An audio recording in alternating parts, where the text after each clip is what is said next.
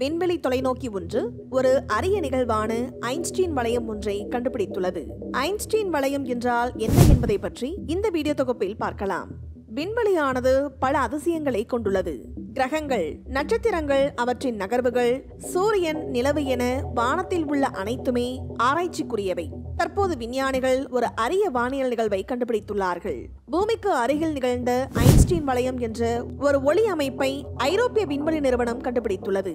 Euclid தொலைநோக்கி NGC 6505 என்ற விண்மீன் மண்டலத்தை சுற்றி ஒரு ஐன்ஸ்டீன் வளையத்தை கண்டுபிடித்துள்ளது. இந்த நிகழ்வு டார்க் மேட்டர், அதாவது கரும்பொருளின் ரகசியங்களை புரிந்து கொள்ள விஞ்ஞானிகளுக்கு ஒரு புதிய வாய்ப்பை வழங்கும் என்று கூறுகிறார்கள். இந்த அற்புத காட்சி நட்சத்திரங்களின் ஒளிகளின் சிறப்பு சேர்க்கையாகும். முக்கியமாக நட்சத்திர மண்டலங்களுக்கு இடையேயான சீரமைப்பு மற்றும் மையத்தை சுற்றியுள்ள ஒளி வளையத்தை இது காட்டுகிறது. இது வட்ட வடிவில் தோன்றுமாம். இது வானில் ஆயிரக்கணக்கான ஆண்டுகளுக்கு ஒருமுறை நிகழும் ஒரு நிகழ்வாகும். இந்த அரிய நிகழ்வுக்கு ஐன்ஸ்டீன் வளையம் என்று பெயர் வைக்கப்பட்டுள்ளது.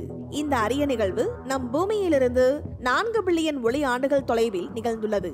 அது சரி, ஐன்ஸ்டீன் வளையம் என்றால் என்ன? இது ஈர்ப்பு விசையின் விளைவாக ஏற்படும் ஒரு அற்புதமான ஒளியியல் நிகழ்வாகும்.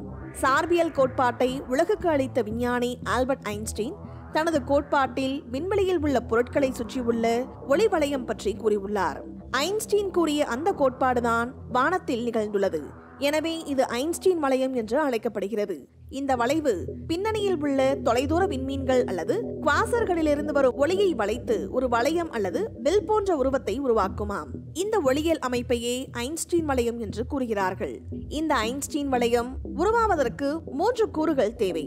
முதலாவது முன்புற விண்மீன், அதாவது ஒரு பெரிய விண்மீன் அல்லது குவாசர். இரண்டாவது பின்புற விண்மீன், அதாவது பின்னணியில் உள்ள தொலைதூர விண்மீன் அல்லது குவாசர். மூன்றாவது லென்ஸ் விண்மீன், அதாவது முன்புற விண்மீன் மற்றும் பின்புற விண்மீன் இடையே அமைந்திருக்கும் ஒரு பெரிய விண்மீன் அல்லது விண்மீன் திரள்.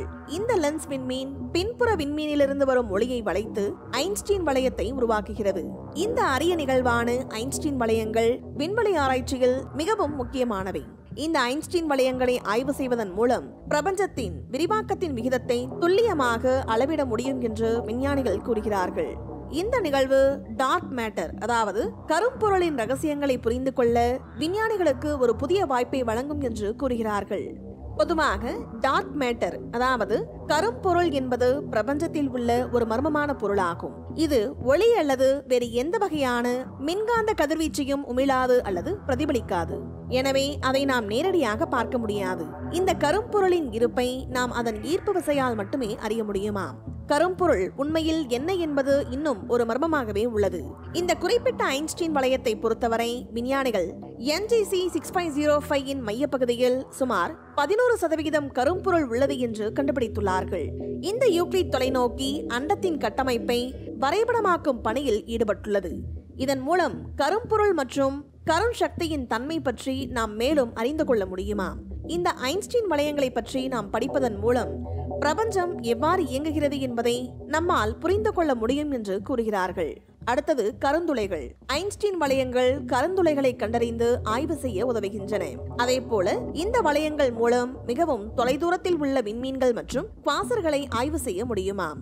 மேலும் இந்த கண்டுபிடிப்பு விண்வெளி ஆராய்ச்சியில் புதிய பரிணாமத்தை திறந்துள்ளது என்று ஆராய்ச்சியாளர்கள் கூறுகிறார்கள்.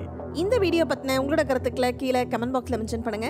கீழே இருக்க ரெட் கலர் சப்ஸ்கிரைப் பட்டனை கிளிக் பண்ணி எங்க சேனலை சப்ஸ்கிரைப் பண்ணுங்க. அண்ட் பக்கத்துல இருக்க பெல் ஐகானை கிளிக் பண்ணீங்க அப்படின்னா எங்களோட நோட்டிபிகேஷன் உங்களுக்கு உடனுக்குடன் வரும். தேங்க்யூ.